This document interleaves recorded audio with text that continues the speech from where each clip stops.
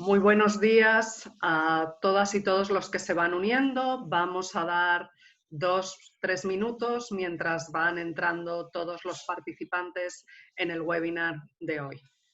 Bienvenidos, muy buenos días, muy buenas tardes, muy buenas noches, según donde se encuentren ustedes en estos momentos. Vamos a esperar un par de minutos. Va subiendo el número de participantes. Bienvenidos todos y todas.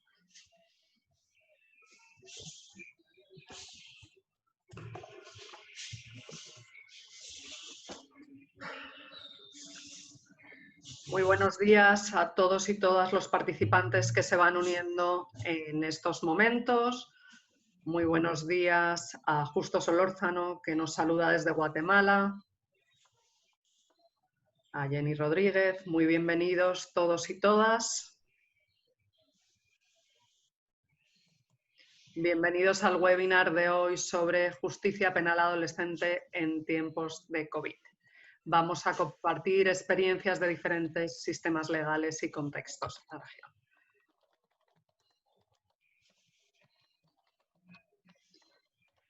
Muchas gracias a todos los que nos están escribiendo en el chat. Les digo también a todos, les estoy poniendo un link para los que no se puedan unir y lo pueden transmitir. Estamos transmitiendo en vivo también por YouTube ahora mismo en el canal de la Oficina Regional de UNICEF para América Latina y el Caribe. Les estoy mandando a todos el link para que lo puedan seguir. Bienvenidos y bienvenidas a todos los que nos van saludando en el chat. Muchísimas gracias.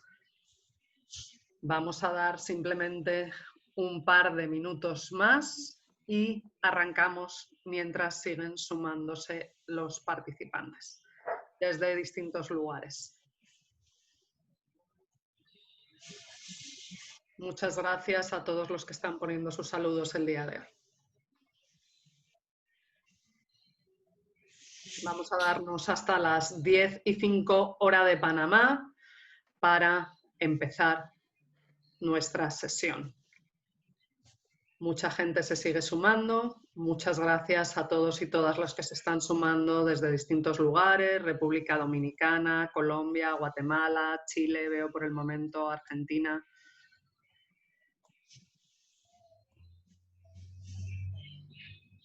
Y seguimos subiendo en el número de invitados. Vamos a dar un par de minutos más.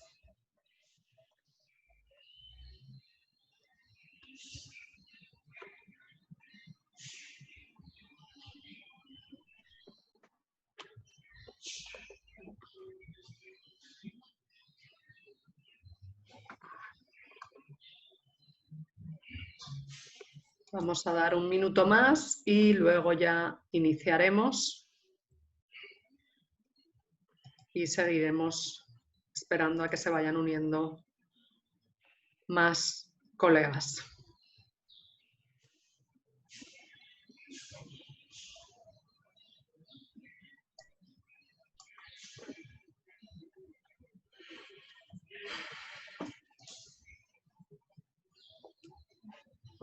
Bueno, sin más preámbulos, son las 10:05 hora Panamá, las 12 para algunos de ustedes, las 11, las 9. Vamos a dar inicio a la sesión del día de hoy. En primer lugar, quisiera dar la bienvenida a todas las personas que se han unido a este webinar o los que lo están haciendo más adelante viendo la grabación que hemos hecho el día de hoy o lo están siguiendo en YouTube. Mi nombre es Esther Ruiz, trabajo como especialista de protección de la niñez en la UNICEF para América Latina y el Caribe. Este es el quinto webinar, pero el primero en español de una serie de webinars que estamos coauspiciando UNICEF y la Asociación Internacional de Magistrados de la Juventud y la Familia, cuya presidenta nos acompaña el día de hoy, Marta Pascual. El webinar de hoy va a tocar varios temas: el tema de la salida de adolescentes de centros cerrados durante el COVID, la operatividad de juzgados de niñez, juventud, mujer y familia, denominaciones distintas según los países, durante tiempos de COVID, y medidas que se han tomado en algunos países para liberar a mujeres que permanecían con sus hijos pequeños en prisión. Esperamos que la temática sea de su interés. algunos elementos para la logística del día de hoy. Este webinar va a consistir en preguntas que le voy a ir planteando a los panelistas según su expertise para que nos vayan respondiendo. Una de las panelistas utilizará también PowerPoint y lo podremos compartir más adelante, y también más adelante les proveeremos links a documentos y publicaciones que recojamos entre todos. El webinar, como les decía, y ya les he puesto el link en el chat, está siendo transmitido también en vivo por YouTube y luego colgaremos en línea los links para que puedan tener acceso a verlo otra vez o a compartirlo. Si tienen cualquier pregunta, por favor les invito a ponerlo en el espacio de preguntas y respuestas que tienen abajo de sus pantallas, y si nos da tiempo vamos a intentar el día de hoy responder a varias de esas preguntas, y si no, las responderemos más adelante por escrito. Ya hemos recibido algunas por correo electrónico y ya las estamos contestando. Sin más preámbulo, entramos en materia. Creo que a todos, o la mayoría de nosotros, el COVID-19 nos llegó por sorpresa y ha ido extendiéndose por todo el planeta. Hoy se han superado ya, llegamos casi a los 7,5 millones de casos, hay más de 400.000 muertes, menos de las registradas. Es una escala y un alcance a más de 188 países que día a día, pues, lamentablemente nos sigue sorprendiendo. A menudo, aunque con el tiempo creo que la gente va matizando, hemos oído que la enfermedad, esta pandemia, no discrimina. Pero lo cierto es que todos y todas sabemos que no es así, ni en términos de la enfermedad per se, ni en términos de los devastadores efectos que algunas de las medidas, incluso de prevención, que se han venido implementando en la mayoría de los países, al menos de América Latina y el Caribe, y también algunos de Europa desde el mes de marzo aproximadamente, tienen un impacto distinto en distintas poblaciones. Hay ciertos grupos que, por supuesto, corren mayores riesgos, y uno de esos es niños, niñas y adolescentes privados de libertad. Estoy hablando de cualquier menor de 18 años que esté privado de libertad. Hablo de niños, niñas y adolescentes porque adolescentes depende cómo lo consideramos en distintos países. También de mujeres encarceladas con sus hijos o hijas pequeños, y sabemos que al estar detenido en una institución se dificulta la posibilidad a veces de autoaislarse, que es lo que se está pidiendo, o de mantener la distancia física. Muchos de estos centros de adolescentes, como también muchas cárceles de adultos en América Latina y el Caribe, están superpobladas y presentan problemas de higiene, o no hay, por cuestiones de infraestructura, difícil acceso a agua o continuo acceso a agua y a un saneamiento básico. Y muchos de los niños, niñas y adolescentes que están detenidos a veces tienen peor salud que la media nacional, pueden tener más problemas psicológicos, físicos o de salud mental, que posiblemente con el encierro se exacerban, y a veces, mientras están encerrados, en la mayoría de los casos, tienen un acceso limitado a servicios de calidad en educación, en salud, etc. Múltiples organizaciones de la sociedad civil y de Naciones Unidas hemos hecho llamado durante estos meses a que niños, niñas y adolescentes que permanecen en detención sean liberados, o a que se busquen medidas alternativas a la detención para que no ingresen más en centros de detención en estos momentos. Asimismo, hemos hecho un llamado para que los juzgados que se ocupan de temas de niñez, adolescencia, mujer y familia sigan operativos, dado que los cierres tienen un impacto directo en un amplio sector de la población. Estamos viendo a nivel global que ya hay algunos países, 26, tenemos más o menos contabilizados, que hay niños, niñas y adolescentes que están siendo liberados. Y sin más preámbulo, el día de hoy vamos a oír a 5 expertos hablarnos de los temas que les he planteado. Vamos a escuchar de sus experiencias personales, de las medidas que han tomado sus países y sobre todo de cómo seguir protegiendo los derechos humanos de niños, niñas y adolescentes. Asimismo, contarles, y les voy a poner el link, que hay una nota técnica en español sobre el tema de adolescentes en conflicto con la ley en tiempos de COVID, que les voy a compartir también y será entre los materiales que les vamos a compartir. Sin más, quisiera presentar a los ponentes del día de hoy y que ellos nos cuenten brevemente sobre ellos. Si pasamos al siguiente slide, por favor. Bueno, el día de hoy le voy a dar la palabra primero a Marta Pascual de la Asociación Internacional de Magistrados de Juventud y Familia. Ella es argentina. Sin más preámbulos, bienvenida y te agradecemos que te presentes brevemente. Muchas gracias y bienvenida, y muchas gracias por haber ayudado a que sean posibles estos 5 webinars que ya se han celebrado y sobre todo este en español. Muchas gracias, Marta, y adelante.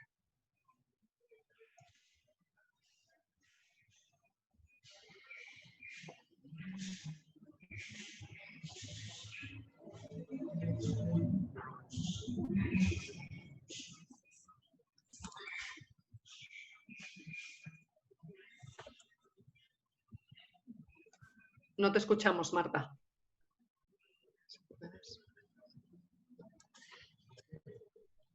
Marta, ¿me escuchas?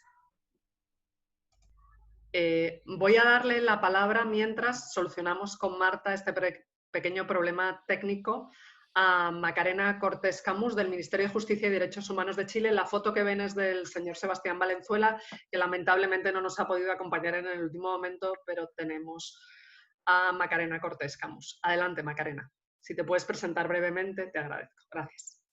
Muchas gracias, Esther. Buenos días acá en Chile.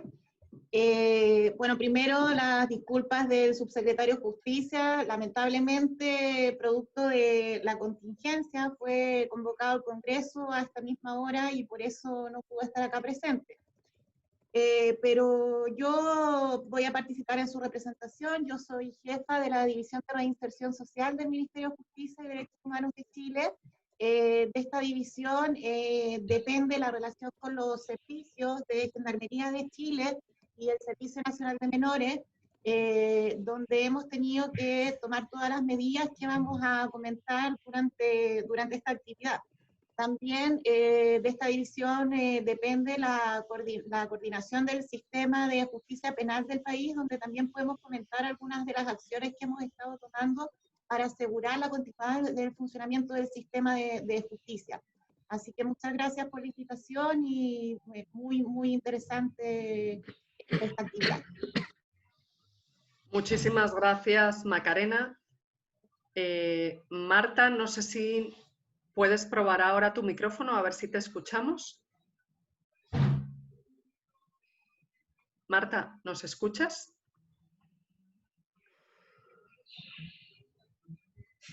No.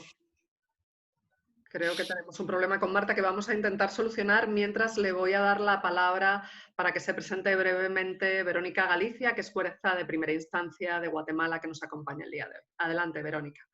Muchas gracias, Esther. Muy buenos días a todas y todos que nos están viendo en este webinar en relación a las medidas que se han tomado por la pandemia del COVID-19 en los centros de privación de libertad para adolescentes en conflicto con la ley penal. Mi nombre, como ya lo dijo Esther, es Verónica Galicia. Yo soy juez de primera instancia de control de ejecución de medidas para adolescentes en conflicto con la ley penal.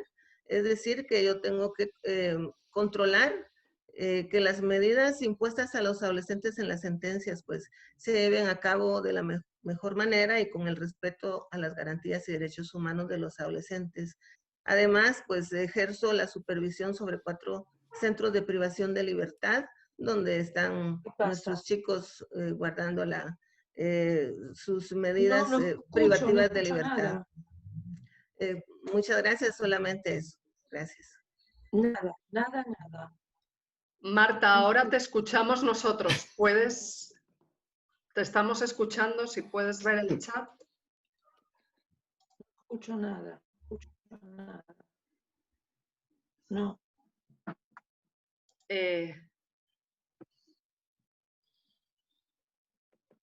Gracias. Marta, te escuchamos, pero no podemos... No puedo escuchar nada. No puedo escuchar nada. Y no escucho nada. Escribirle a Esther y decirle que no escucho, pero además tengo el micrófono abierto. No me escuchan. Sí. Sí te estamos escuchando, Marta. No escucho nada. ¿No será esto de TeamViewer que me chupaste la computadora? Salite. No escucho nada.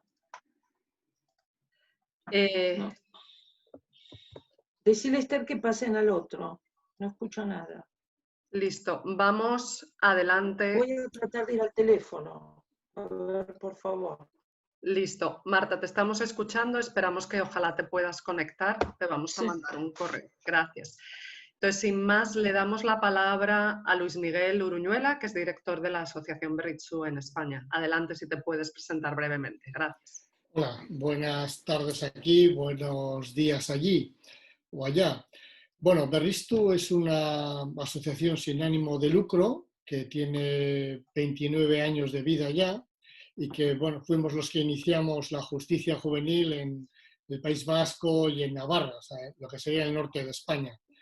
Somos más de 2.500 personas, no solo profesionales, sino también las personas atendidas, en 10 ámbitos de actuación, entre ellas formación profesional, protección de menores, psicoterapia, justicia restaurativa, violencia de género, la violencia de los hijos a los padres y formación y, por supuesto, justicia juvenil. Tenemos 14 programas en centros de internamiento, centros de día y equipos de medio abierto, ¿no? Más información la tenéis en la página web de Berritxu. Claro, la contextualización que nosotros tenemos que hacer es muy centrada en el sistema de justicia juvenil del País Vasco, no solo en la ley del menor que ocupa a todo el Estado español, sino el sistema de justicia juvenil que en el País Vasco y en Navarra se ha montado, que es distinto, es específico a todo el resto del Estado. Digamos que es único, aunque también nos sabemos adaptar. En algunas ocasiones veremos que somos cosas planteamos realidades muy distintas, aunque también en Berritxu sabemos adecuarnos y bueno, pues hemos diseñado un centro hasta en el Sáhara, en la República Saharaui, y ya os podéis imaginar cómo es aquello. Eso es. Muchísimas gracias, Luis Miguel, y bienvenido. Y por último, tenemos a Hernán Carvente desde Nueva York, de Youth First Initiative de Estados Unidos. Adelante, Hernán, por favor, preséntate. Gracias. Muchas gracias a todos. Como ya fue dicho, mi nombre es Hernán Carvente Martínez. Soy el estratega nacional de Asociación Juvenil at the Youth First Initiative, que es una iniciativa en los Estados Unidos que se enfoca en cerrar prisiones para jóvenes y mover ese dinero a alternativas comunitarias. En ese trabajo, yo en este momento apoyo a jóvenes en 9 estados de los 50 estados en Estados Unidos para apoyar su liderazgo, darles herramientas y todo lo que necesiten para poder participar en la lucha contra el encarcelamiento de jóvenes por todo el país. Yo mismo también pasé un tiempo encarcelado en el estado de Nueva York por 4 años y contaré un poquito más de esa historia después, pero de verdad que es un honor estar acá. Esta es mi primer plática o primera presentación donde hablo totalmente en español. Estoy tan acostumbrado en hablar en inglés, así que si se me resbala cualquier palabra tantito en inglés, no es que no quiera hablar español, sino que a veces se me va a ir una palabra por aquí y por ahí. Pero muchas gracias por la oportunidad. Muchísimas gracias, Hernán. Muchas gracias a todos los que se van uniendo el día de hoy. Tenemos un pequeño problema con Marta Pascual, pero lo estamos solucionando para que ella se pueda unir, se presente y también conteste a las preguntas.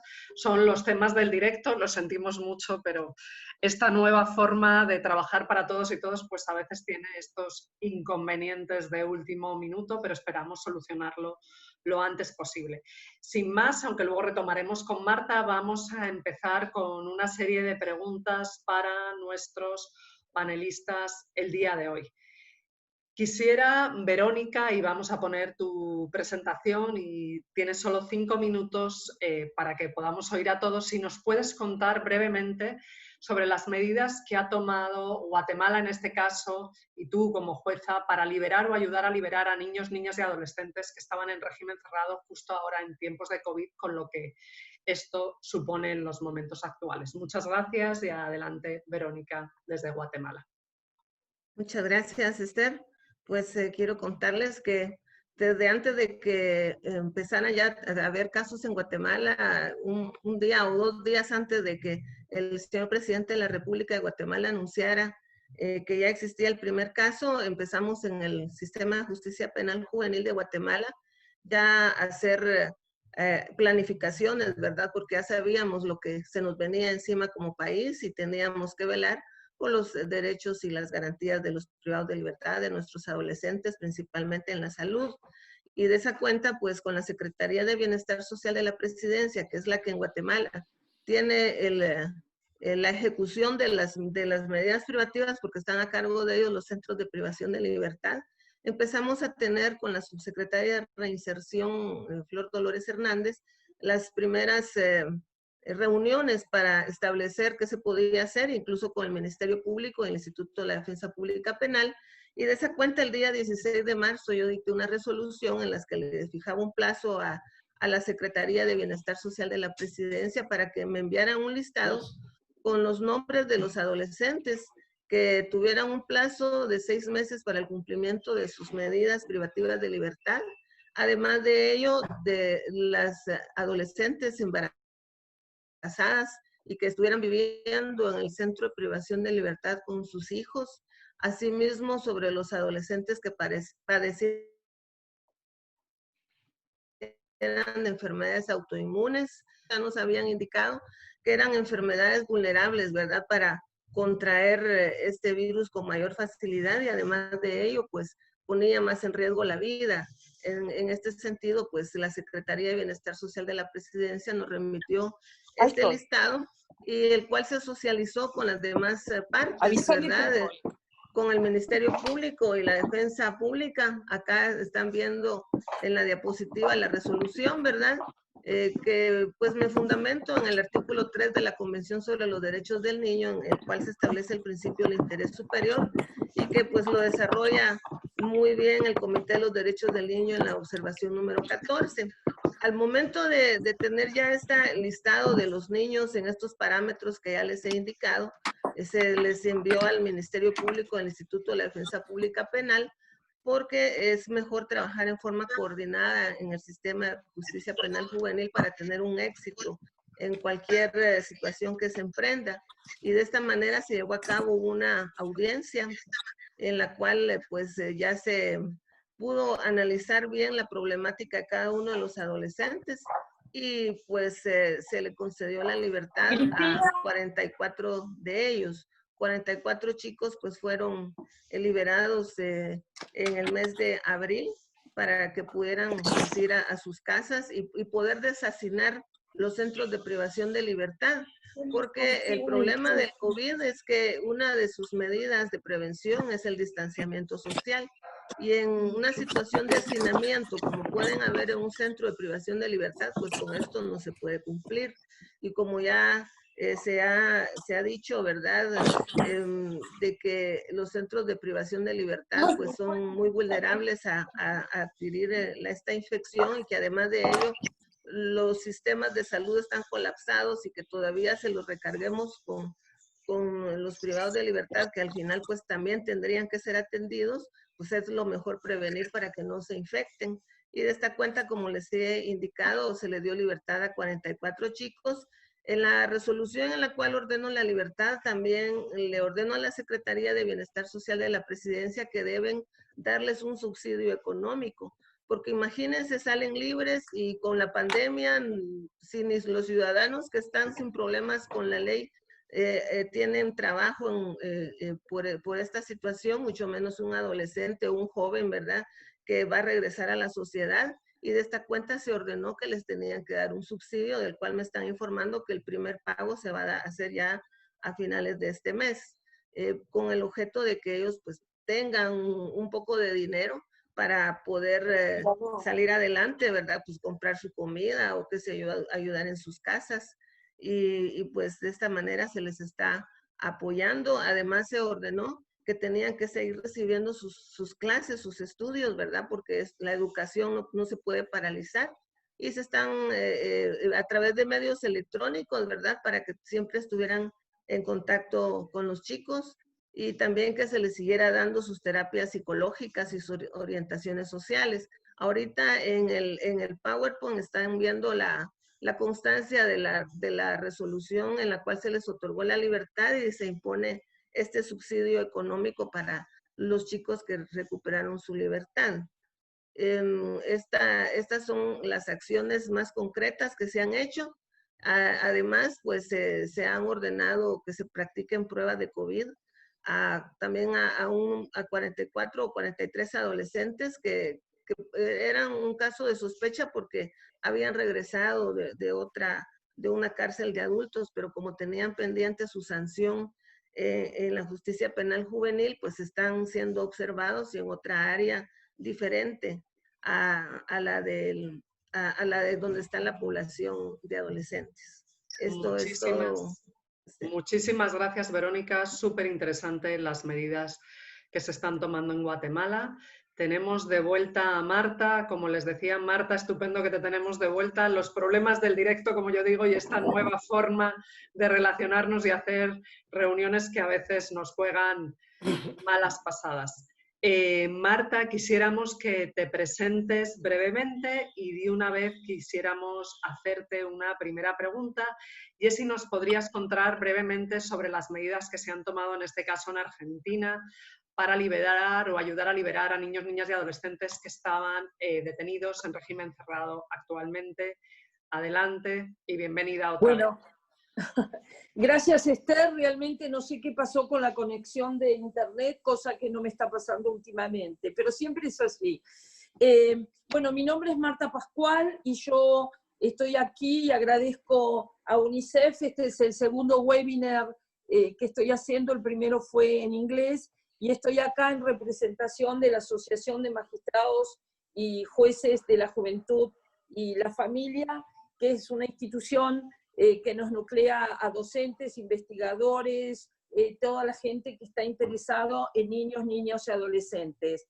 Pero también quiero decirles que soy docente en la materia de derechos de las familias y también con la Universidad de Ginebra en el curso de justicia penal con enfoque restaurativa. Y bueno, con esta medida de COVID que nos choqueó a todos, enseguida nos pudimos poner el juzgado. Yo soy juez penal juvenil unipersonal con los delitos menores y juez de juicio para los delitos graves, que serían homicidio, secuestro y delitos contra la integridad social. Lo que hicimos a partir de esto es buscamos todos los expedientes de los chicos y empezamos a ver los problemas de salud y los tiempos y aquellos temas en los cuales tenían un periodo, le faltaba un periodo corto de tiempo para cumplir su condena. Y así, revisando los expedientes de salud, nos encontramos con chicos con problemas respiratorios, con pequeños problemas cardíacos, y también tuvimos que trabajar conjuntamente con los médicos, porque ¿qué hicieron los defensores públicos? Nosotros en Argentina está el juez y está el fiscal y el defensor público del Estado, y el 98% de los chicos en nuestro país tienen los defensores públicos. Bueno, los defensores públicos nos llenaron de pedidos de morigeración de las medidas. Así que empezamos a mirar esto teniendo en cuenta la situación del chico, y también en la Argentina, por nuestra ley de víctimas, tenemos que estar atentos a proteger a las víctimas y que los jóvenes no vuelvan al lugar, al barrio donde está la víctima, que ha sucedido esto, o si hay un problema barrial importante. Entonces, a partir de revisar los problemas de salud y encontrar estos y trabajar con los médicos, porque encontramos, por ejemplo, un chico que tenía un problema en el vaso y realmente no sabíamos qué era, y el vaso es un órgano importante como filtro de los virus, así que estaba dentro de ese estándar de recuperar la libertad. Con todas estas cuestiones nos comunicamos o buscamos un familiar o una figura que tenemos nosotros ahora, que es un referente afectivo importante. ¿Por qué? Porque muchos de estos jóvenes vienen de familias muy conflictivas, o padres presos, o madres con adicciones, y no era su casa o su familia el mejor lugar para ir. Y a esta persona y utilizamos una figura que era un mix de dos figuras que tenemos, que es el arresto domiciliario total. Es decir, que como todavía tienen que cumplir un periodo de confinamiento y en muchos casos los fiscales se oponían, buscamos esta medida en la cual el adulto responsable tenía que tener, si no en algunos casos pedimos que tenga una ayuda, tenía que tener un teléfono o, de ser posible, una computadora para poder comunicarse con el juzgado. Y repartimos lo que nosotros llamamos los expedientes o los casos entre todos los trabajadores del juzgado. Y entonces, con este teléfono, el joven, primero nos comunicábamos con él para que asuma su compromiso de respetar esta medida de arresto y una serie de medidas socioeducativas, como que tenía que continuar con su taller o con distintas cuestiones que se le habían asignado. Y entonces, y el adulto responsable a quien íbamos a llamar para ver que esta medida se estuviera cumpliendo como un control aleatorio. Y bueno, y así porque no podíamos poner personal policial que estaba custodiando las calles, y así logramos tener un control y con muy buenos resultados. Solamente 2 jóvenes lo quebrantaron esta medida, y a partir de que están en sus casas, armarle un programa especial para ellos, y estamos permanentemente en comunicación. Estas son las 2 medidas que nosotros impusimos en los casos de los jóvenes que estaban privados de libertad y con muy buenos resultados, y estando permanentemente en comunicación con ellos. Muy interesante. Marta, súper interesante lo que se está haciendo en Argentina, lo que nos estás comentando. Estamos oyendo pues que hay gente, y esto nos alegra mucho, gente comprometida y que está velando por los derechos de niños, niñas y adolescentes en estas difíciles circunstancias que todos y todas vivimos, y que en muchos casos hay gente que no se acuerda de que algunos están, como decíamos al principio, en situaciones mucho más difíciles.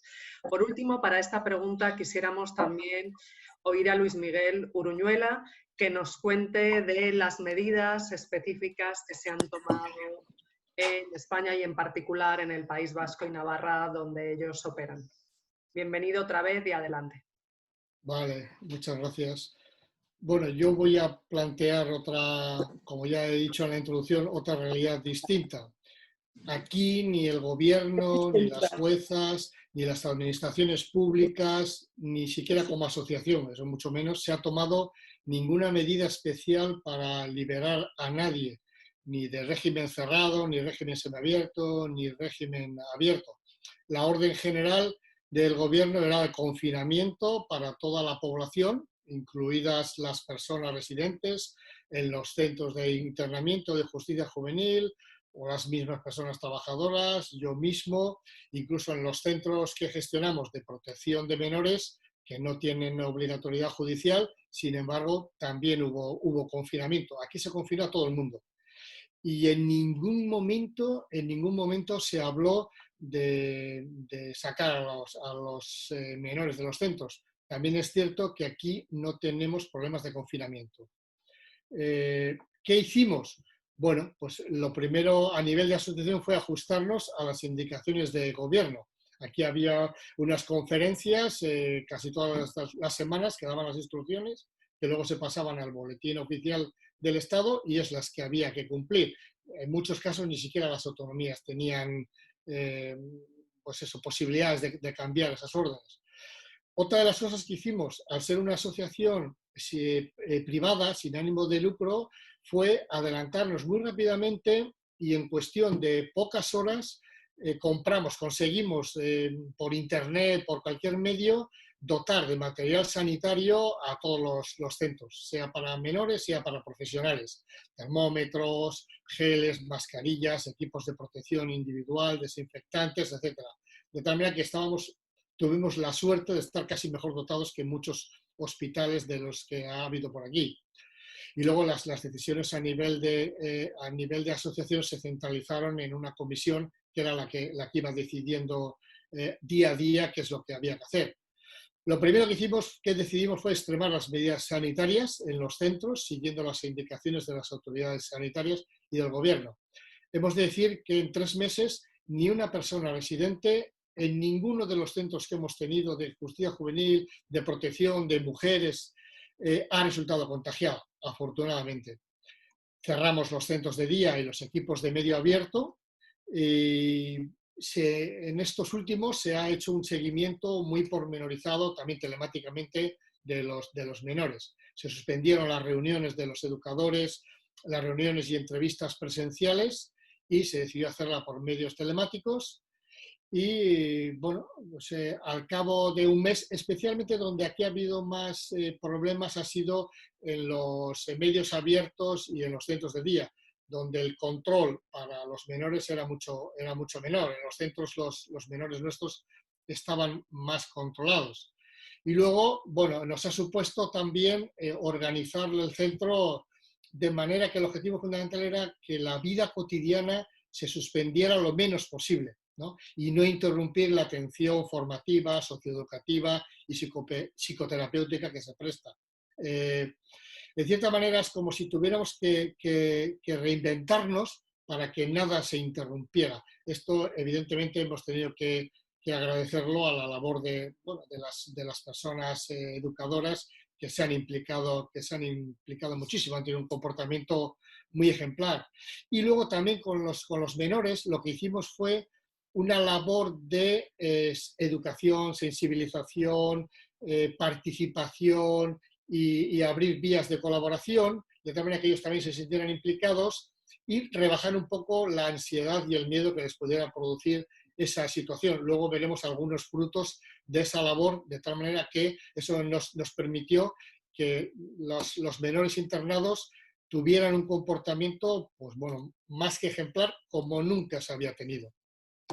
Muchísimas gracias, Luis Miguel. Es muy interesante poder oír otras experiencias en las que se han tomado medidas distintas de las que habíamos oído en el caso de Guatemala-Argentina. Creo que también es muy interesante para todas las personas participantes que también nos acompañan y que trabajan desde la sociedad civil, para tener unas perspectivas desde otro lugar. Agradezco mucho a los tres la respuesta en esta primera pregunta. Vamos a seguir avanzando. Tenemos muchos temas que cubrir el día de hoy, muchas cosas que compartir. Agradezco a los participantes que se han ido sumando a lo largo de esta más de media hora. También recordarles que pueden poner sus preguntas en el link que hay abajo que pone Q&A, preguntas y respuestas. Algunos sé que las están poniendo en el chat, les agradezco si la ponen en preguntas y respuestas y si se la quieren mandar a alguien en particular de los ponentes para poder contestar.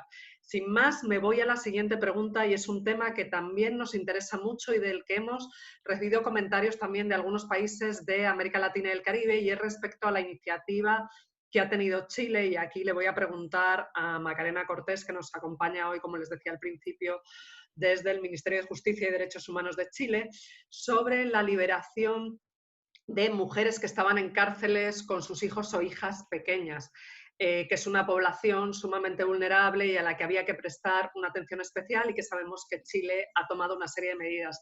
Te agradezco que nos cuente cómo se decidió tomar esta medida, cómo ha sido el proceso, cuántas mujeres y sus hijos han salido, si se les está dando un seguimiento particular. Adelante, por favor, Macarena. Muchas gracias. Gracias, Esther.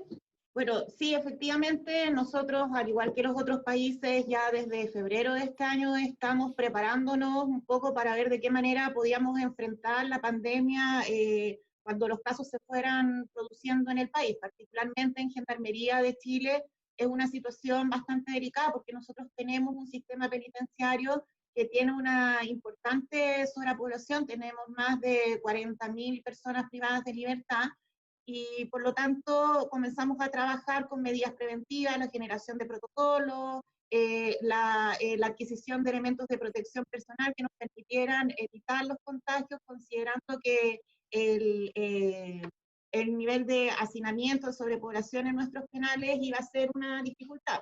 Para eso hemos trabajado con la sociedad civil, particularmente el Colegio Médico, con el Ministerio de Salud.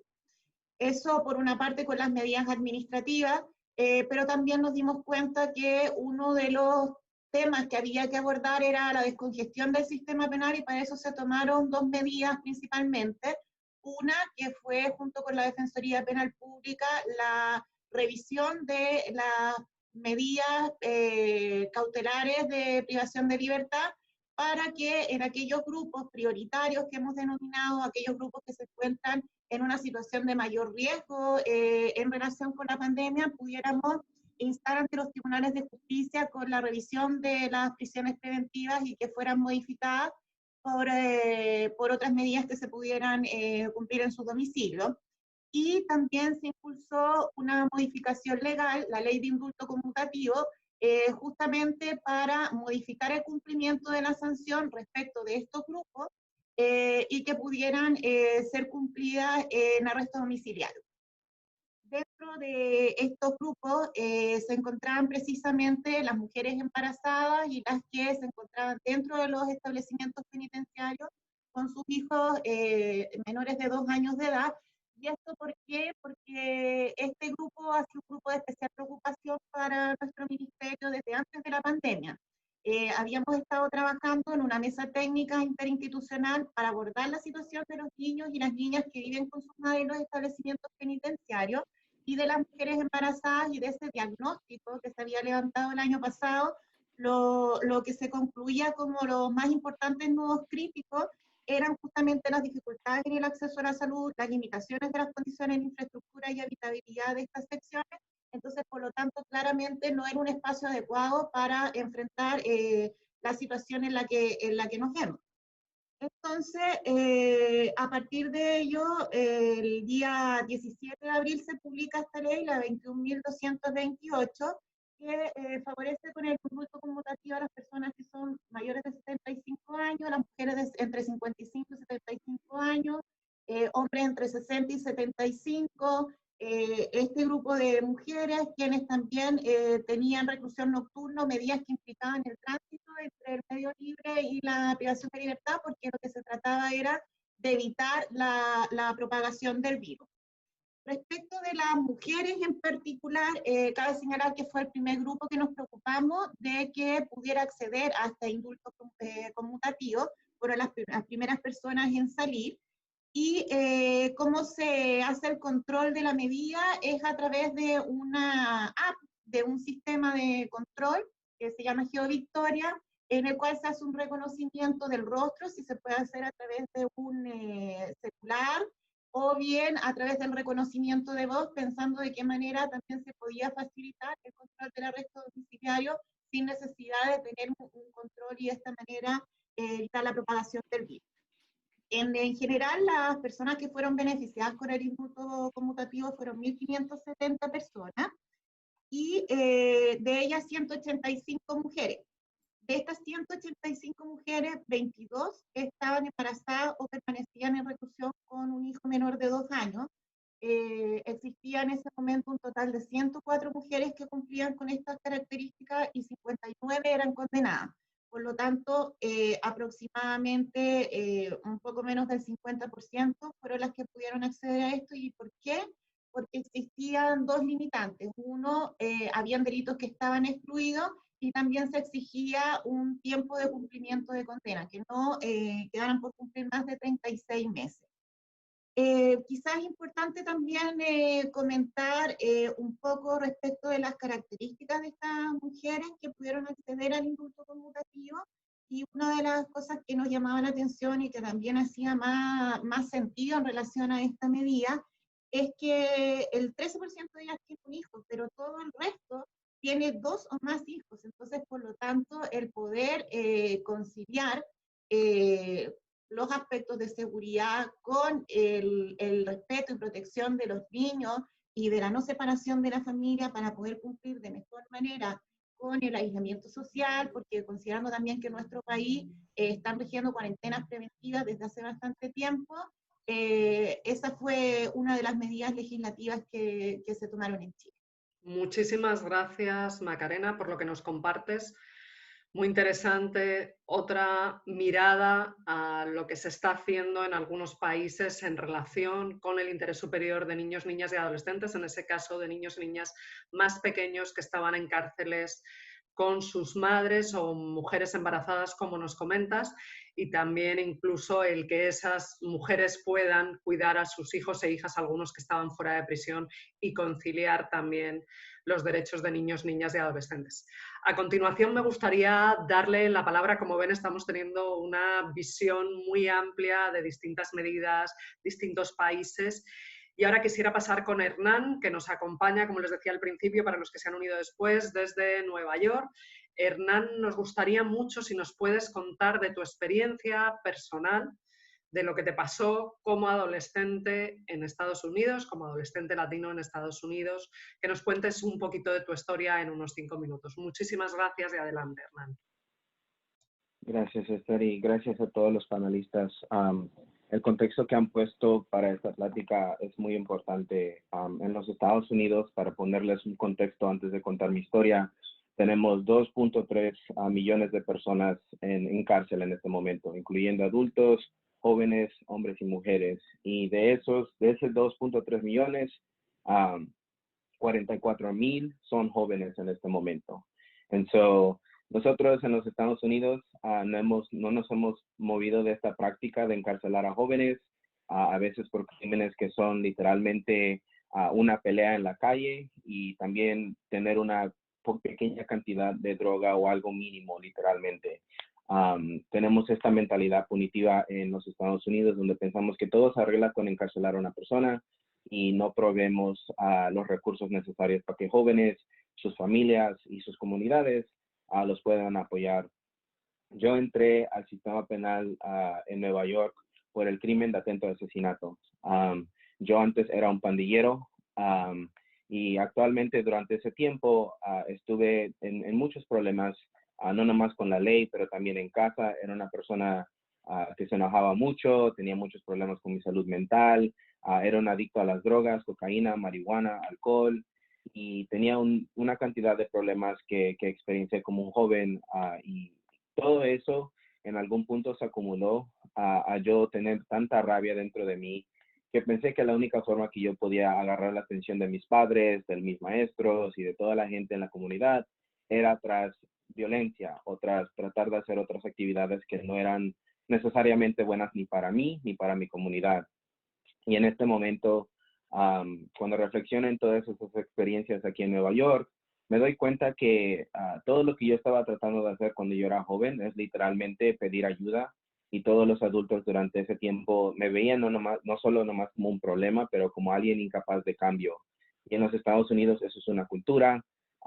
No sé cómo, todos ustedes que están ahorita escuchándome, vean a jóvenes en sus comunidades que quizás estén en pandillas o estén en malos pasos o simplemente estén teniendo dificultades en integrarse dentro de sus comunidades, dentro de sus escuelas.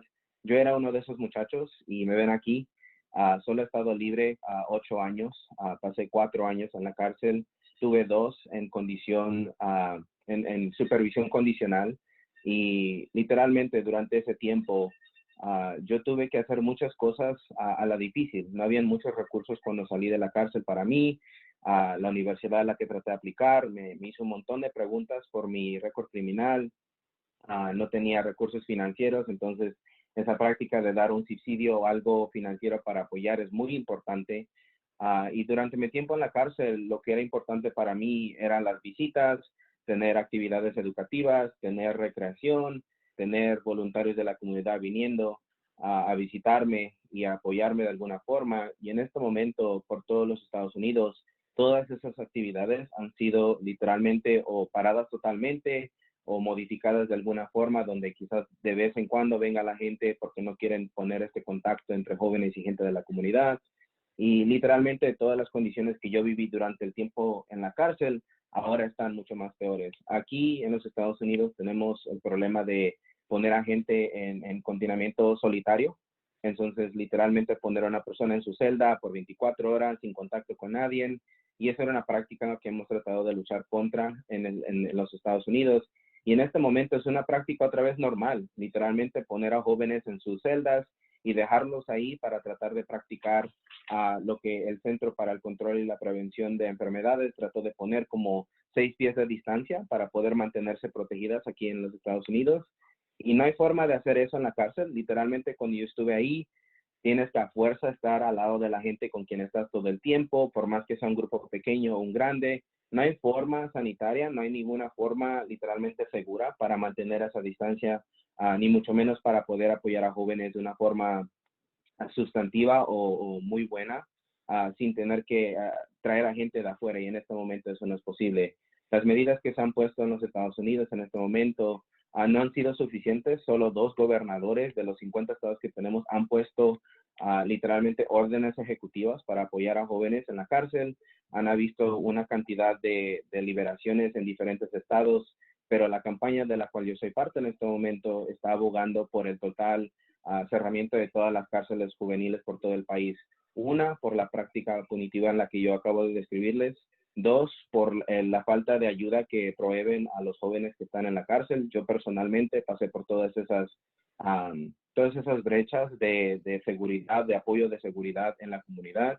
Y en este momento tenemos una campaña en los Estados Unidos para cerrar todas estas detenciones juveniles y cárceles que en este momento están deteniendo a jóvenes. Y se los digo como una persona que estuvo en la cárcel. Cada joven tiene resiliencia, cada joven tiene la capacidad de cambiar. Lo que necesitamos en este momento es muy importante y no tener en mente que estos jóvenes sin el apoyo adecuado van a caer, van a fallar y van a venir a nuestras comunidades y van a causar no nomás problemas para sí mismos, pero para nosotros si no nos apoyamos en este momento. Y la liberación de jóvenes en este momento creo que es lo más importante, no nomás para nosotros en Estados Unidos, pero más seguro para todos ustedes en sus países. Y de cualquier forma que yo pueda apoyar o lo que sea, cuenten conmigo. Voy a compartir un artículo en el chat que se escribió aquí en los Estados Unidos, aquí en Nueva York en particular, entre yo y un comisionador adjunto de la administración para jóvenes y familias aquí en Nueva York.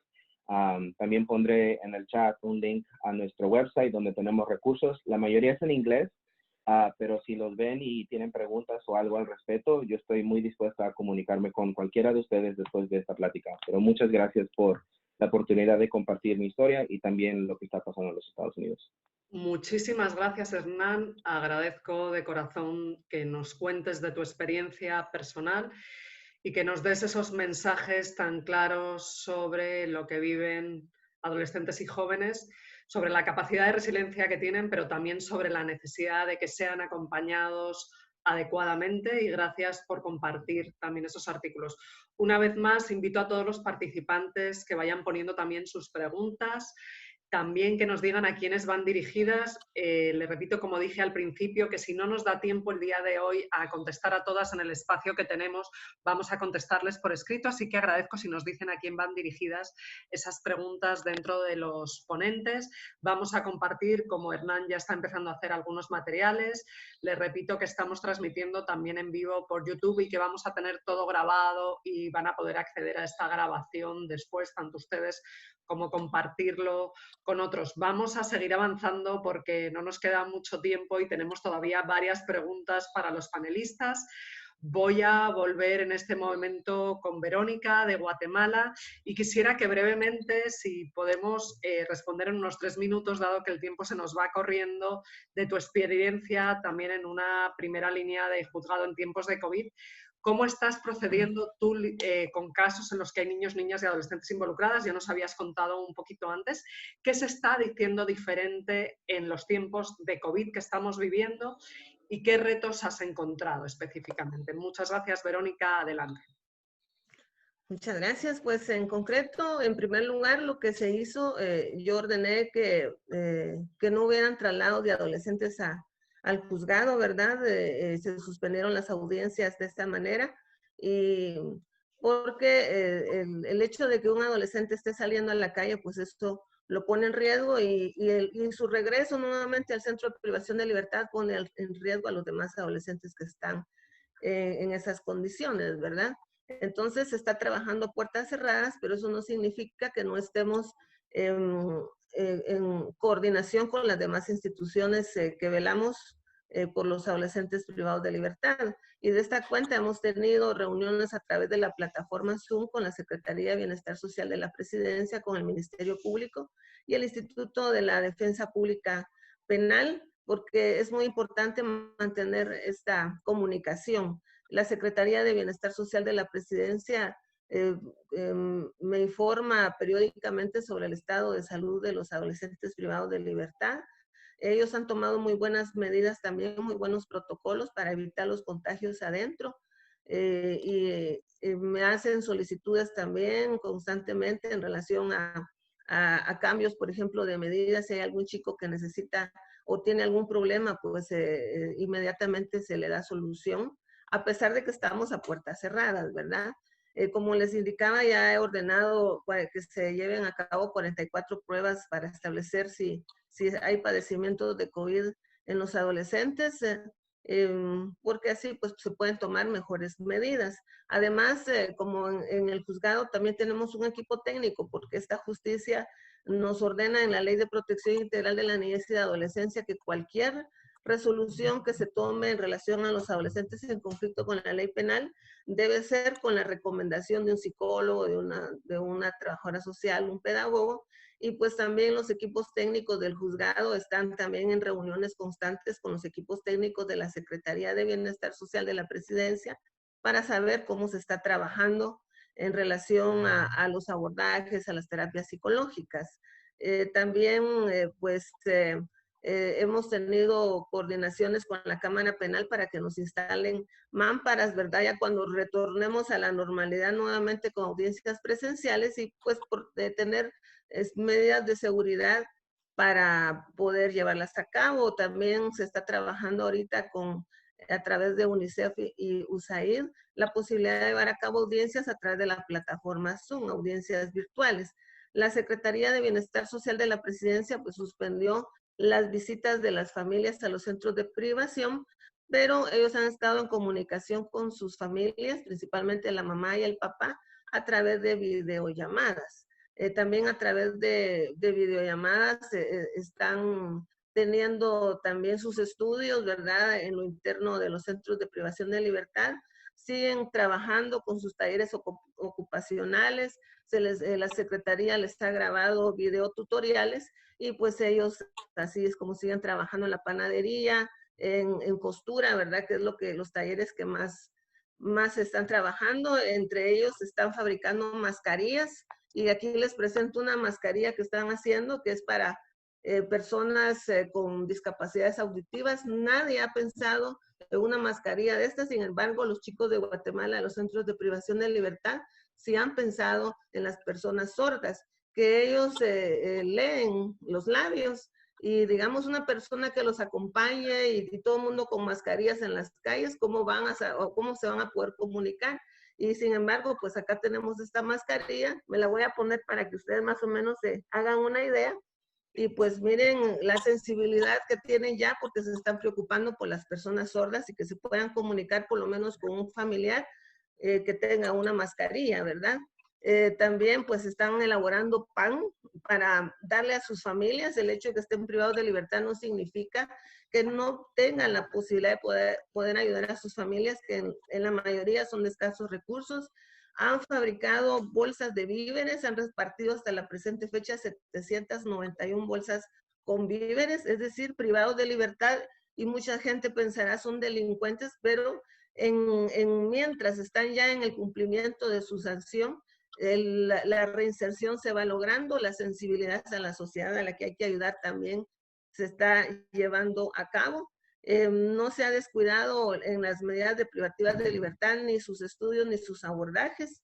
Y pues si pasan la diapositiva van a ver cómo se están llevando a cabo sus talleres, ahí es donde están fabricando sus mascarillas, que es la que yo les acabo de enseñar, ¿verdad? También pues la elaboración del pan. Tal vez si pasan, ahí están las chicas también con su costura, los chicos, ahí en esta diapositiva se ve cómo es que reciben sus clases y cómo reciben su terapia psicológica. Tal vez está un poco opaca la pantalla, pero ahí están hablando con su psicólogo, ¿verdad? Y también pues hay reuniones o terapias grupales, ¿verdad? Y ahí vemos cómo están teniendo estas reuniones a través de la plataforma Zoom, y en la otra se ve donde ya se están repartiendo los víveres de las bolsas que han sido fabricadas por nuestros chicos.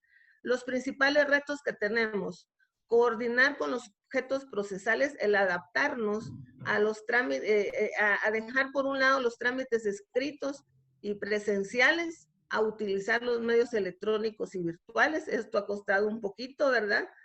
También adaptar a que las solicitudes se hagan por correo electrónico, porque no queremos usar papel, porque ya sabemos, pues nos han indicado que también el COVID pues tiene muchas horas de vida en papel, ¿verdad? Entonces estamos en la mayoría no estar usando informes escritos, ¿verdad? Sino que todo sea a través del correo electrónico.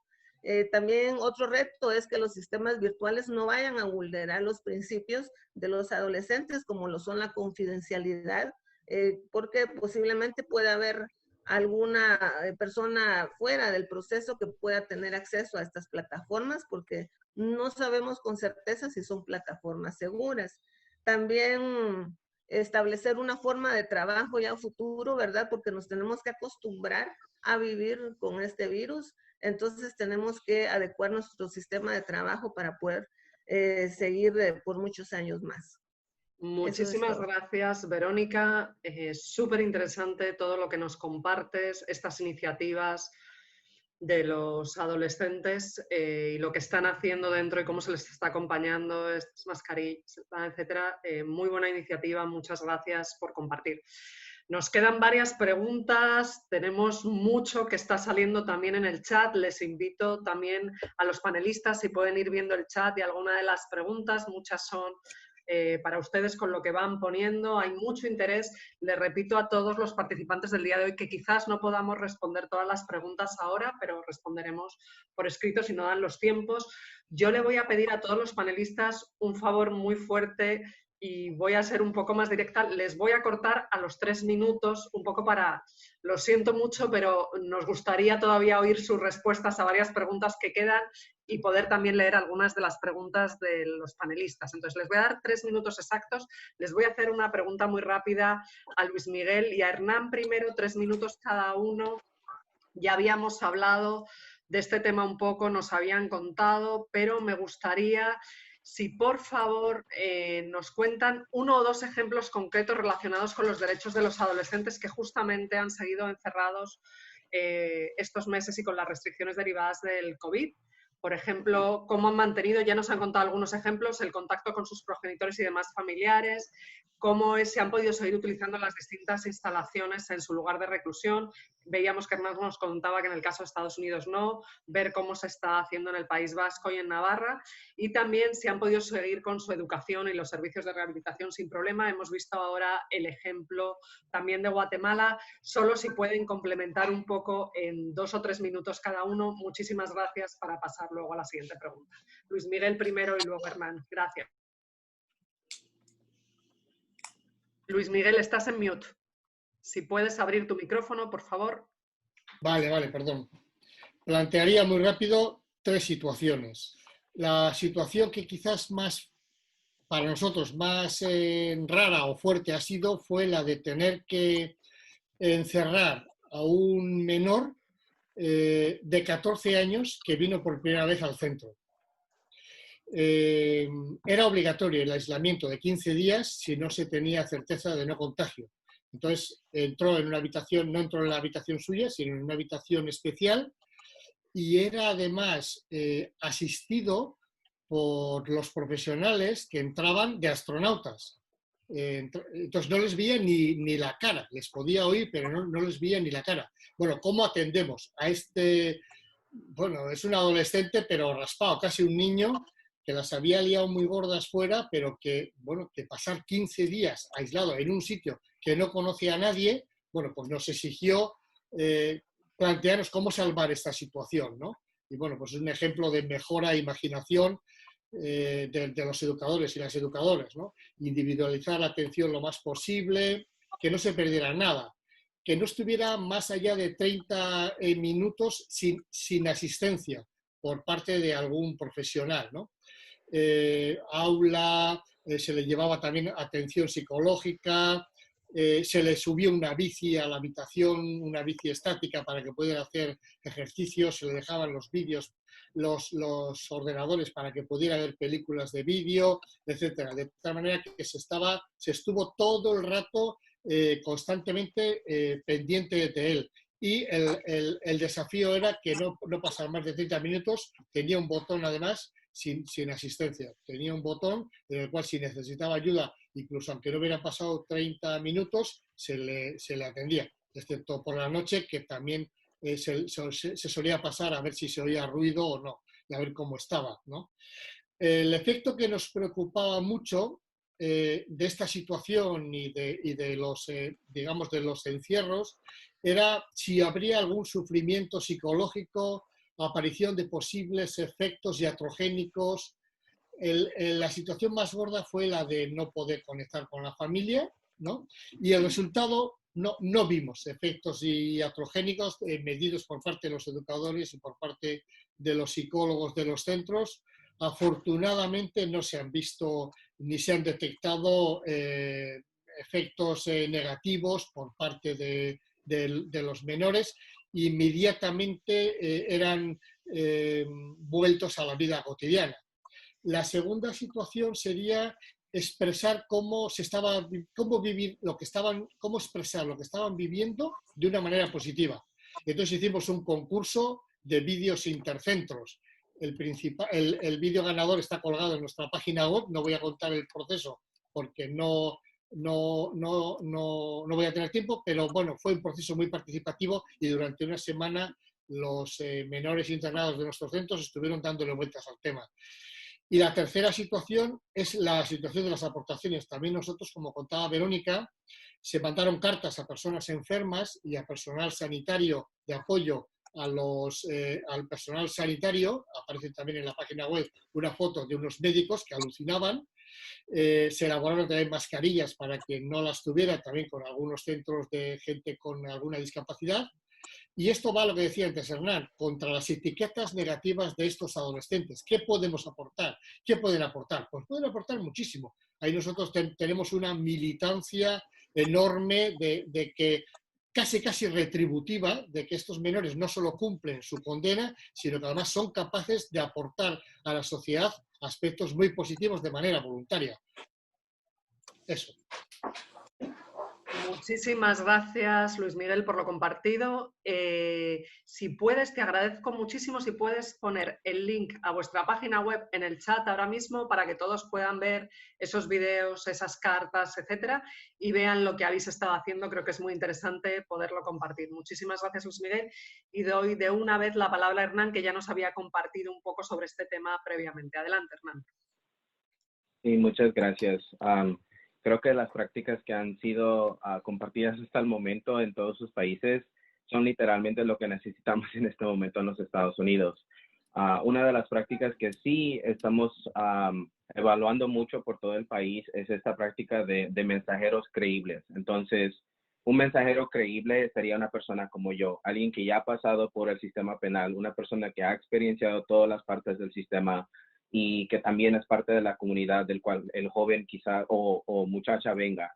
Y últimamente esta práctica en los Estados Unidos se ha vuelto más común, reconociendo que si eres una persona que no tiene conexión o digamos un contexto a lo que estos jóvenes han pasado y tratas de apoyarlos, te van a ver como si fueras un marciano que literalmente le está hablando, tú no entiendes de dónde yo soy, porque me estás tratando de ayudar si ni me conoces, ni conoces la comunidad donde vivo, quizás vives en una comunidad súper privilegiada, etcétera, ¿no? Entonces, parte de lo que nosotros estamos apoyando en diferentes estados es reconocer la necesidad de que jóvenes tienen que ser apoyadas por gente que conoce sus historias, pero que quizás puedan compartir o relacionar con las historias de uno mismo. Yo puedo ir a una prisión juvenil, puedo ir a la comunidad, puedo ir a barrios donde están infectadas de pandillas y tener muy diferentes conversaciones que una persona de la policía, una persona del gobierno o alguien que nomás quiere venir adentro a estudiar estas comunidades, ¿no?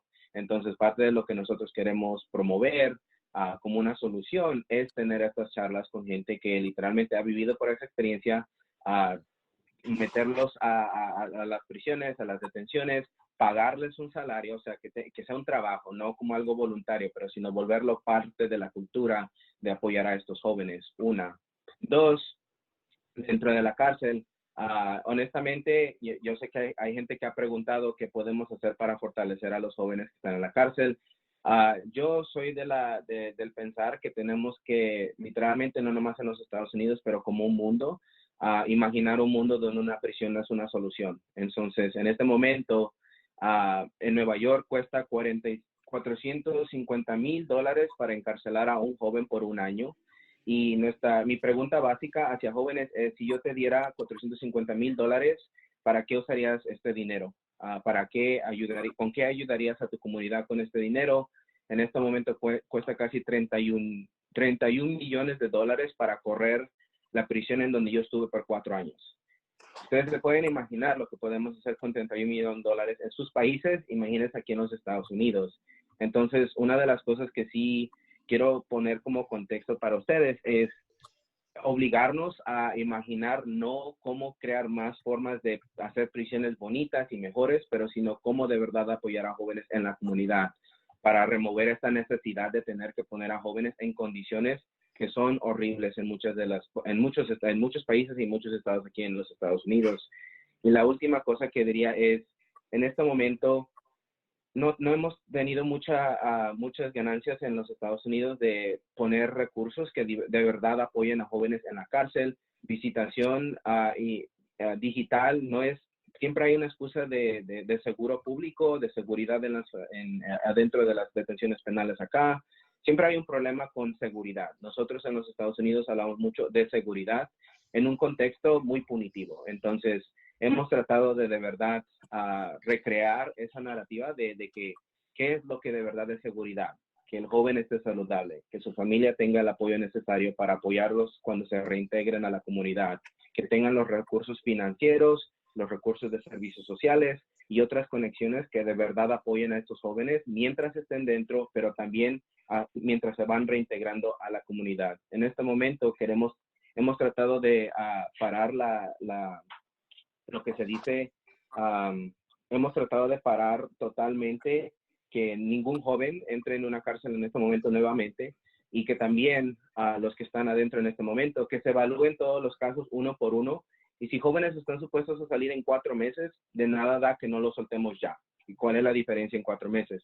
Entonces, eso es una de las prácticas. Y para otros que han estado por crímenes más serios, reevaluar una diferente forma de operar, donde sabemos que quizás tuvieron que pagar una condena larga, han enseñado cambios, han participado en programas, hay formas de literalmente transicionar poco a poco a este joven dentro de la comunidad, y lo que antes era imposible se ha vuelto posible dentro de una epidemia. Entonces, me enojo mucho a saber eso, que en una epidemia todo lo imposible se volvió posible, y eso es una cosa que hemos estado aquí evaluando en Estados Unidos, y de verdad que he estado tomando muchas notas. Gracias, Hernán, porque este último punto que pones lo vamos a retomar más adelante y me parece fundamental.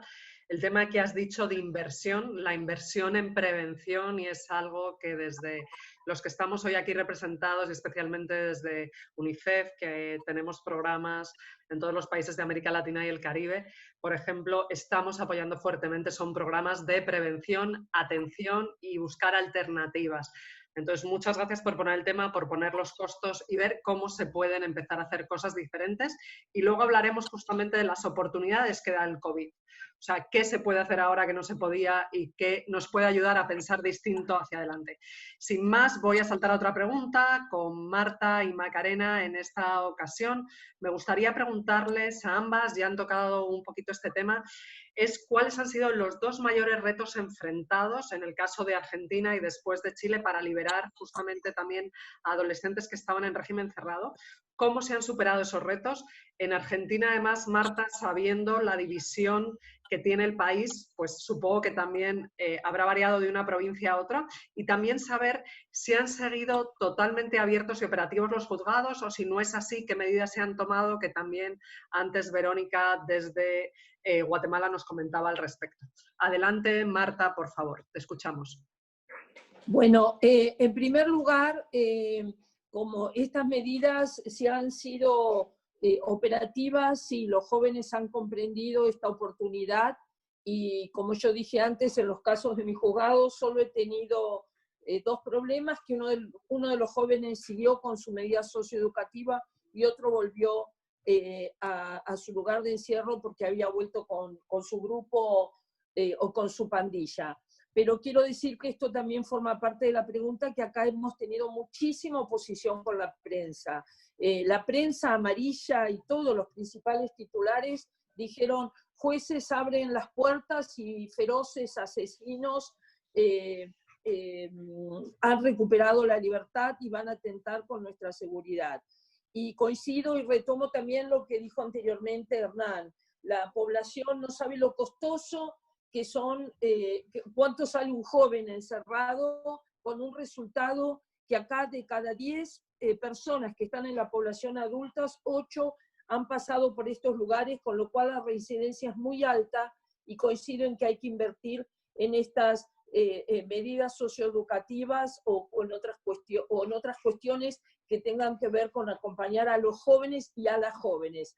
Y acá quiero contarles en que nosotros tenemos un programa que se llama Autonomía Joven, porque creo que esto es uno de los mayores desafíos, y sobre todo tenemos que pensar en esta pospandemia, donde vemos a diario los noticieros que nos dicen cómo se van a cerrar o cómo se están cerrando ya las fuentes de trabajo. Y uno de nuestros desafíos ha sido repensar esas medidas y trabajar conjuntamente con los responsables, en mi caso desde el Poder Judicial, con la gente del Poder Ejecutivo, repensar esas medidas que sirvan a los jóvenes. Y yo quisiera contar, como hicieron algunos, 2 cuestiones que han sido positivas, que acá todos podemos aprender o adecuarlo a nuestros espacios de trabajo. Uno tiene que ver con pensar habilidades. Primero, pacificar esos lugares. Los jóvenes hoy están muy angustiados porque no se comunican con su familia y además han perdido contacto con ellos más que por teléfono, por más que les hemos permitido.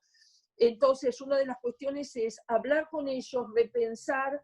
Nosotros hemos armado lo que llamamos círculos restaurativos, donde ellos puedan contar sus miedos, pero también repensar su futuro. Y en esto tenemos un programa que se llama Potrero Digital, porque Potrero en la Argentina unimos el fútbol, nosotros le llamamos Potrero al lugar donde los chicos, un espacio vacío donde los chicos juegan al fútbol, y digital, porque hoy están estos jóvenes aprendiendo programas de marketing digital, de animación de videos, de manejos de nubes, con lo cual muchos de ellos están en el trabajo. Y también analizar con una perspectiva de género, en el caso de las chicas privadas de libertad, donde, como pasa en todo el mundo, en general donde están las jóvenes es un anexo de un lugar para varones, dado que la población de mujeres es menor. En ningún lado del mundo supera el 10%, en la Argentina estamos en el 4 o 5%. Y ahí veíamos que el servicio penitenciario, y acá tenemos que poner énfasis también en la capacitación en los operadores ante problemas de agresión o de mala conducta, el buzón, como decía Hernán, el encierro era la solución.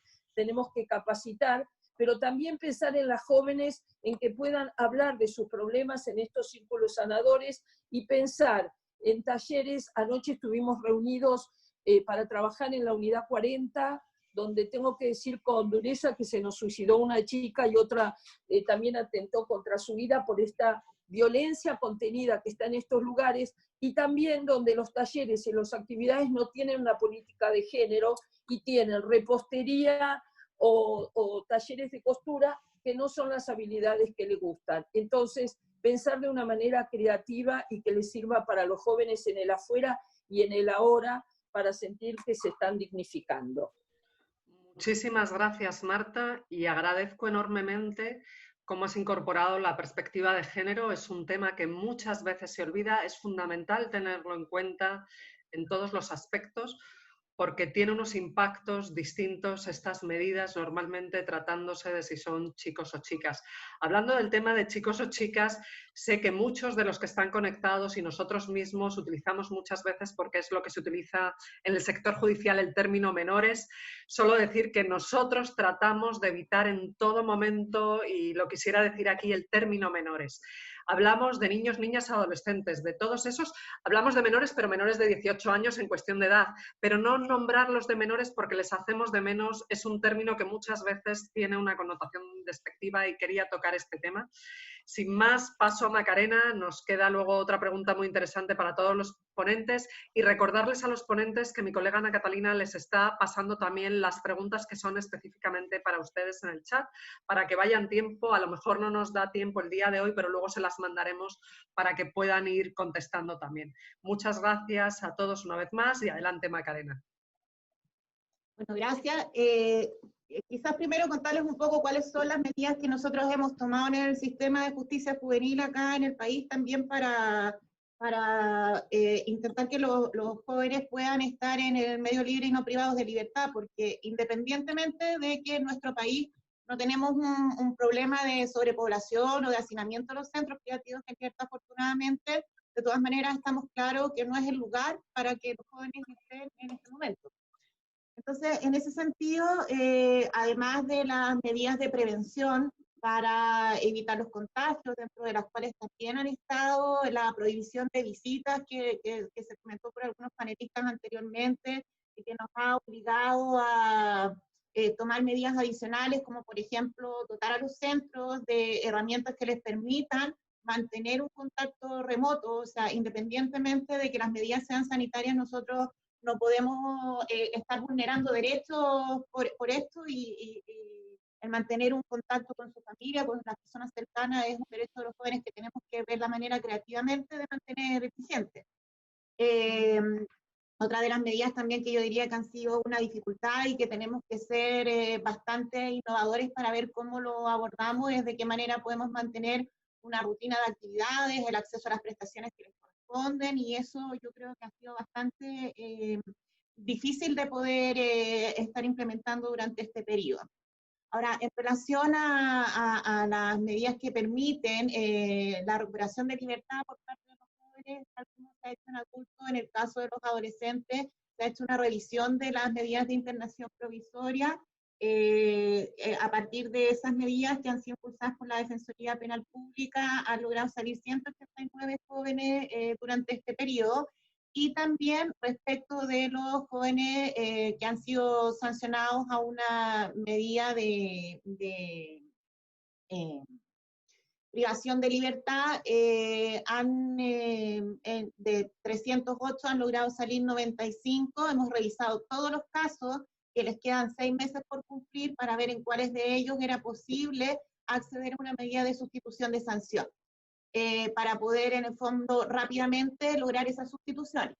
Ahora nosotros también tenemos una medida que es la internación en régimen semicerrado, que implicaba que el joven iba desde el medio libre, iba a dormir al centro. Claramente esa medida en este momento no tenía ningún sentido. Entonces, por lo tanto, lo que ahí hicimos fue solicitar la flexibilización, como se le llama, o que durante el periodo de la pandemia se pudiera dar cumplimiento a esta medida en su domicilio. Ya, eso ha sido una medida bastante exitosa. Hemos logrado que de 477 casos, 353 estén en cumplimiento bajo esas condiciones, con un contacto y un seguimiento remoto por parte de los equipos técnicos, de manera de procurar velar porque esto tampoco se transforme posteriormente en un incumplimiento de la medida y traiga otras consecuencias respecto de los jóvenes. Respecto a los desafíos, yo creo que es importante también algo que planteó Verónica, que me parece muy interesante, y es cómo somos capaces de lograr entregar los soportes sociales para vivir este periodo de pandemia en sus domicilios. Y eso es un poco lo que nosotros estamos trabajando nosotros en este momento, cómo somos capaces de, por ejemplo, asegurar el acceso a alimentación que tenían al exterior del centro, pero en su casa durante este periodo, y esas son las cuestiones que estamos un poco resolviendo. Muchísimas gracias, Macarena, por todo lo que nos aportas que se está haciendo en Chile y también por relatarnos las dificultades que se presentan en estos tiempos de COVID. Quería comentarle a todos los participantes y panelistas que estamos un poco sobre el tiempo. En el caso de Panamá son las 11:26. En teoría nos quedan 4 minutos. Si no tienen inconveniente, vamos a extender unos minutitos, no alargarnos mucho. Vamos a tomar nota, como les digo, de todas las preguntas. Hay preguntas muy interesantes, las vamos a dirigir y les vamos a mandar respuesta a todos. No se preocupen, de verdad, porque siento que no vamos a tener este tiempo y no crean que no les vamos a responder. Vamos a tener la grabación también, como les digo. Vamos a ver oportunidades de seguir compartiendo, por ejemplo, Hernán, también quizás con adolescentes que están en centros cerrados en América Latina, tu testimonio puede ser muy interesante para ellos, pero quisiera ir rescatando también un poco lo que nos decía Hernán hace unos minutos, plantearles a los 5 panelistas una última pregunta. La pandemia del COVID nos ha llevado a todos y todas a tener que enfrentarnos a una situación para la que ninguno posiblemente nos habíamos preparado y la mayoría de nosotros y de sus instituciones o sus países, como hemos ido viendo, nos hemos tenido que ir haciendo, preparando sobre la marcha, adaptando sobre la marcha. Se han buscado alternativas al encierro de los adolescentes, a madres que estaban con sus hijos e hijas en las cárceles, se han hecho nuevas formas de mantener operativos los juzgados, por ejemplo, a partir de Zoom, como nos contaba Verónica. ¿Cómo creen que podemos asegurar que una vez pues empiecen a abrir las puertas en nuestros países, cómo asegurar que lo que hemos avanzado como positivo para los derechos de niños, niñas y adolescentes, mujeres y otros colectivos en esta pandemia no se pierda? O sea, ¿qué podemos aprender desde el sector justicia y desde el sector que se ocupa de niños y niñas internados de ahora en adelante? ¿Qué podemos rescatar? Esta pregunta se lo quiero hacer a los 5, tal cual les tengo en pantalla. Voy a empezar por Luis Miguel. Si te parece, ¿qué hemos aprendido en un par de minutos? ¿Qué hemos aprendido y qué ojalá pudiéramos mantener más adelante? Y voy a pasar por todos. Muchas gracias. Bueno, lo que estamos nosotros esperando es lo que aquí se llama la desescalada y ya la fase 3. Pero oyendo al resto de compañeras y compañeros, a mí sí que me parece que la justicia de menores es un reflejo de la sociedad en la que está.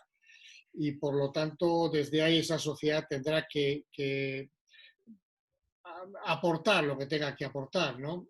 Me he acordado de un proverbio africano que dice, ya para finalizar, que dice, para educar a un niño es necesario la tribu entera.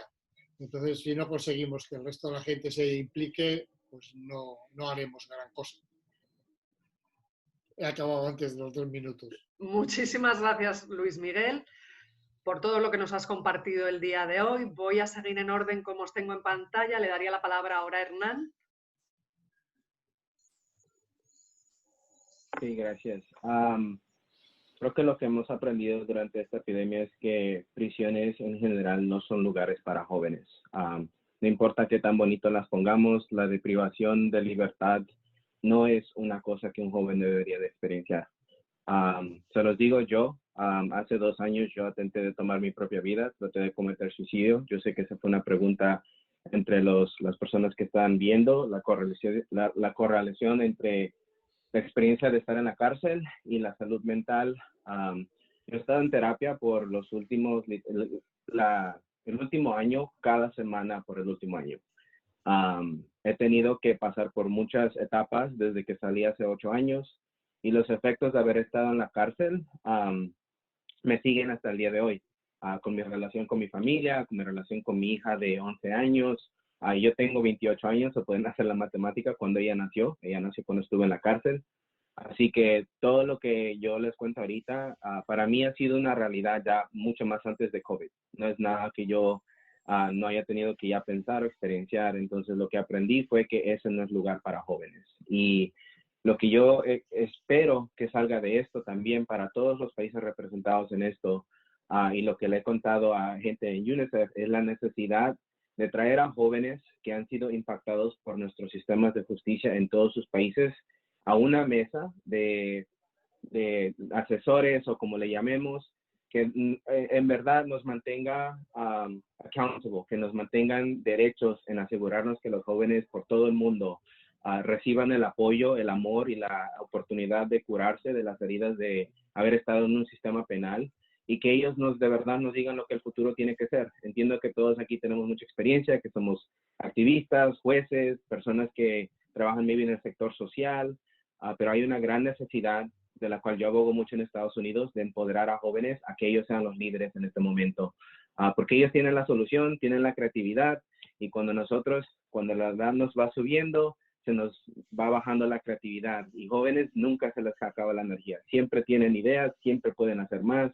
Así que esa sería la forma en que yo preservaría todos los cambios que han pasado ahorita. Jóvenes siendo los que nos mantienen en derecho, que sean asesores a todo lo que hagamos. Y muchas gracias por esta oportunidad. Y a todos los jóvenes que estén escuchando, o como Eduardo que me escribió aquí en el chat, ustedes son los líderes también, todos los que han pasado por el sistema y ahorita están también apoyando a otros jóvenes. Gracias por su trabajo y gracias por ser quienes son.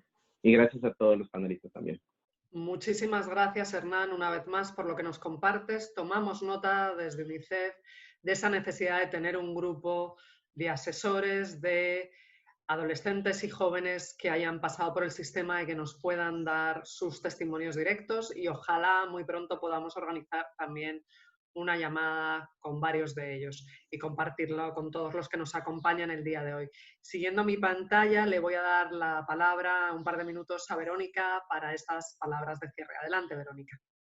Gracias. Pues, ¿qué es lo que tenemos que continuar y que aprendimos en la pandemia del COVID? Pues privilegiar las medidas no privativas de libertad. Como dijo Hernán, pues las cárceles no son para los adolescentes. Nuestra Constitución establece que un adolescente que ha estado en conflicto con la ley penal lo que tiene que tener es un tratamiento, y una prisión no es un tratamiento. Entonces, en esto nos tenemos que seguir ubicando y privilegiar las medidas no privativas de libertad. Yo como juzgadora, como jueza, tengo que garantizar también el respeto de los derechos y garantías de los adolescentes. Lo venía haciendo antes de la pandemia, durante la pandemia, y lo tendré que seguir haciendo después. También creo que como una de las medidas de que se adoptaron el subsidio, alguien por ahí puso remuneración, yo nunca dije remuneración la paga por un trabajo, un subsidio es una ayuda, porque los gobiernos de todos los países, y el mío también, está pensando en dar ayuda económica a los que se quedaron sin trabajo, a la pequeña, mediana empresa, etcétera, pero nadie ha pensado en un adolescente, un joven que sale de un centro de privación de libertad. ¿Qué hace cuando pone un pie en la calle? No sabe si va a tener o no el apoyo de su familia o no. Entonces, por lo menos que tenga el apoyo del Estado con una remuneración, no, remuneración, voy a hacer la rectificación, con un subsidio económico, ¿verdad? Además, tenemos que seguir privilegiando la coordinación interinstitucional, porque media vez todas las instituciones que estamos inmersos en el sistema de justicia penal juvenil, estamos en una comunicación permanente. Estamos garantizando el éxito de cualquier medida que se tome en favor de los adolescentes. También tenemos que seguir privilegiando el teletrabajo, el uso de los mecanismos electrónicos para no estar utilizando papel. Incluso estamos siendo buenos con nuestro medio ambiente, y seguir utilizando estos medios para seguir teniendo tal vez reuniones virtuales e incluso audiencias virtuales. Eso es todo. Muchísimas gracias, Verónica, una vez más por todo lo que nos han compartido el día de hoy y por tus grandes esfuerzos en Guatemala, sabiendo las carencias normalmente de recursos que existen para seguir defendiendo derechos de niños, niñas y adolescentes. Sin más, le paso la palabra a Marta.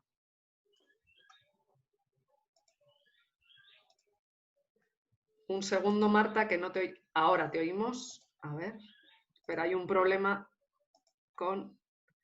Dale. ¿Le puedes dar a quitar? A ver. ¿Ahora? Ahora, Sí, perfecto. Adelante. Bueno, yo primero, retomando todo lo que dijeron anteriormente, y me parece que a pesar de las diferentes geográficas y de espacios, tenemos mucho en común, dejar de lado la vieja justicia de menores y trabajar desde donde yo trabajo, y hacer una justicia con niños. Y acá es importante también, y acá hay una falla de los jueces, hablar claramente y explicarle a los jóvenes, a los niños y a los jóvenes cuáles son las resoluciones y que puedan entender todo este proceso. También nosotros tenemos una responsabilidad con la sociedad que cree que encerrando jóvenes va a ser una sociedad más vivible, y explicarles, como nos dijo Hernán, lo caro que son los encierros y los improductivos. Hemos aprendido en la pandemia, primero el miedo que teníamos con el teletrabajo, y hoy el teletrabajo es una solución. Yo tengo en mi computadora el juzgado y me estoy comunicando, estoy viendo todos los expedientes y firmando con firma digital, y además resolviéndolo. Pero también un tema importante es aprender a trabajar en redes, en grupos, y animarnos a ser creativos y a tomar otras medidas, evaluar qué es lo que le estamos dando a los jóvenes en lo que sean los centros abiertos, semiabiertos, en los lugares que van para rehabilitarse con la droga, y animarnos a trabajar de otra forma que tenga que ver también con ayudar a estos jóvenes a poder, como yo digo, no es reinsertarse, porque nunca estuvieron insertos, porque tuvieron muchas vulneraciones de derechos, sino acompañarlos con su poslibertad, con medidas socioeducativas, y sobre todo informar a la sociedad que ellos son el producto. Nadie nace genéticamente delincuente, son el producto de cuestiones que le pasaron en la sociedad, o de las cuestiones que no le dieron, y que seguramente podemos trabajar para hacer de ellos unos ciudadanos que puedan convivir y que tengan una construcción de ciudadanía y sean mejores. Pero tenemos que animarnos. Muchísimas gracias, Marta, y muchísimas gracias por invitarnos a trabajar en redes y a seguir trabajando juntos en favor de los derechos de niños, niñas y adolescentes. Sin más, le doy la palabra a nuestra última ponente, a Macarena Cortés. Adelante. Gracias, Esther. Bueno, yo creo que sin duda este ha sido un periodo de aprendizaje y de desafío para todas nuestras instituciones y para todos nosotros, la verdad. Y ahí yo me referiría primero al tema judicial, cómo podemos mantener las buenas prácticas que se han generado, pero también nos quedan desafíos por enfrentar, cómo nos hacemos cargo de todas las audiencias que se han suspendido durante este periodo, y cómo hacemos conciliar el respeto por el debido proceso con esto del teletrabajo. Yo creo que por ahí eso es lo que nosotros hoy día estamos abordando con un grupo interinstitucional. Nos ha obligado a las distintas instituciones a llegar a acuerdos y a poder avanzar para no caer en una denegación de justicia finalmente con las personas. Ellos necesitan respuestas rápidas por parte de la justicia, y en eso estamos trabajando, y creo que es un lindo desafío que tenemos ahora por delante. Lo otro, compartiendo con lo que dicen los otros panelistas, es que yo creo que es una oportunidad de demostrar que es posible enfrentar las consecuencias de un delito sin que esta consecuencia sea una privación de libertad. Todos estamos de acuerdo con que esas medidas hay que disminuirlas independientemente de si exista pandemia o no. Y esta oportunidad hemos podido bajar las cifras de privación de libertad, y cómo somos capaces de mantener eso y de demostrar que un buen trabajo en el medio libre es mucho más productivo y tiene muchos mejores resultados. Eso está ultra comprobado, digamos, por los diversos estudios, pero hacer a la sociedad o convencer a la sociedad de que eso es así es un trabajo que tenemos por delante, y yo creo que tenemos una oportunidad ahora de hacerlo. Por último, también algo que han dicho es cómo vemos a los jóvenes que están dentro del sistema de justicia juvenil, o a las mujeres que están dentro del sistema penitenciario, como personas. Estas personas que tienen derecho a un acceso a la salud, tienen derecho a vivir en condiciones dignas. También es una oportunidad para volver a plantear esta mirada que a veces, con temas de seguridad o con temas de la prensa que planteaba Marta hace algún rato, es difícil de poder sostenerlo socialmente. Yo creo que estas circunstancias nos llevan de nuevo a mirar a las personas, y eso también creo que es una oportunidad para poder cambiar ciertas prácticas del sistema de justicia de ahora en adelante. Muchísimas gracias, Macarena, por estas reflexiones finales también que nos compartes y que vuelves a introducir también el componente de género fundamental. Lo primero, quiero agradecer a todos los que han estado sumándose desde el minuto 1. Muchas gracias a todos, muchas gracias a los panelistas, aplausos. Muchas gracias por el interés, por haberse quedado alargando el tiempo. Vamos a intentar, he visto que hay mucho interés en este tema, se habían anotado más de 500 personas, algunas lo han estado entonces siguiendo por YouTube. Hay un gran interés en esta temática, vamos a ver si podemos seguir haciendo algún evento adicional. Quiero felicitar y dar las gracias especialmente a los 5 ponentes de lujo que hemos tenido el día de hoy, que han presentado desde distintas visiones, distintas posiciones en sus países, una visión muy amplia de lo que pasa en niños, niñas y adolescentes y mujeres en el sistema penitenciario o en centros cerrados y las distintas respuestas que se están dando el día de hoy. Les invito a todos a que aprendamos de lo que hemos oído, de lo que estamos viviendo, como decíamos, y mirar hacia adelante de un modo positivo. Quiero agradecer también especialmente a Vijaya, mi colega de Nueva York, que nos dio la oportunidad de este evento, a nuestro colega Erin, que nos está acompañando desde Nueva York en la parte técnica, a Ana Catalina, parte también del equipo de protección de la Oficina Regional de UNICEF, que ha estado siguiendo todas las preguntas que nos han ido haciendo. Una vez más, ruego disculpen que no hemos podido atender todas sus preguntas. Algunas se han ido respondiendo sobre la marcha. Ahí tienen los links que les hemos puesto ya, les ha puesto Hernán, les ha puesto Luis Miguel, les hemos puesto el YouTube, que pueden volver a ver las ponencias de hoy. Vamos a intentar contestar todas sus preguntas, se las vamos a mandar a los panelistas, las que han dicho que irán para uno u otro, y durante los próximos días, luego los den unos días, que son muchas preguntas, se las vamos a ir pasando y la semana que viene espero que podamos contestar la mayoría de ellas. Y simplemente me queda decir muy buenos días, muy buenas tardes o muy buenas noches según se encuentren ustedes, y muchas gracias por esta gran oportunidad de compartir con todos y todas. Y una vez más, un aplauso para todos los que nos han acompañado y para todos los panelistas y panelistas que nos acompañan. Muchas gracias una vez más y les invitaremos en futuras ocasiones. Gracias. Muy bien. Gracias a todos, Luis Miguel, Hernán, Verónica, Marta y Macarena, por haberse sumado, y seguimos en contacto. Vale. Gracias. Bueno, gracias. Buenas tardes, buenas noches. Buenas tardes.